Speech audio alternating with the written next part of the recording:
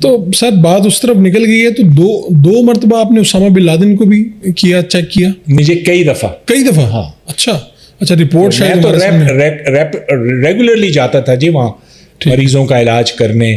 جو ان کے زخمی آتے تھے ہمارے پاس، ہم اپنی جیب سے ان کے لیے علاج کرتے تھے. یہ کب سے سلسلہ شروع ہوا، کس سال؟ یہ سال میں آپ کو یہ روسیوں کے ہوتے وقت تھا اور اس کے بعد سے چل رہا تھا جی.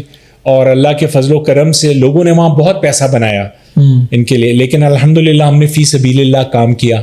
اور جب مجھے انہوں نے قید کیا اسامہ بن لادن کے علاج کے سلسلے میں اور 1 مہینہ قید رکھا، آپ دیکھیں اللہ کتنا کریم ہے.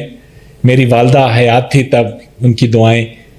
میرا کیس ISI کے خلاف جسٹس تصدق حسین جیلانی نے سنا تھا لاہور ہائی کورٹ.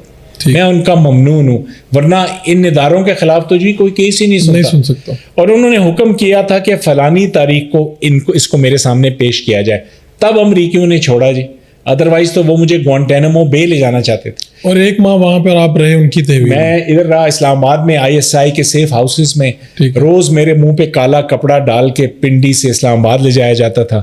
وہاں سارا دن تفتیش ہوتی تھی اور فضول باتیں کہ تم بہت بڑے لیڈر ہو القاعدہ کے.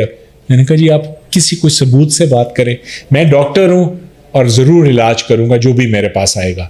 اور ہاں مجاہدین سے مجھے دلی لگاؤ ہے. مجھے جب چھوڑا تو مجھے کہا تمہارے پاس جو بھی آئے گا مجاہد تم نے ہمیں رپورٹ کرنا ہے. میں نے کہا جی میں بے غیرت نہیں ہوں، یعنی ہمیں مخبری کرنی ہے. ہاں اللہ شاید اس پہ مجھے بخش دے، ادروائز میرے تو اعمال کچھ نہیں ہے. الحمدللہ اللہ نے سرخ رو کیا تب.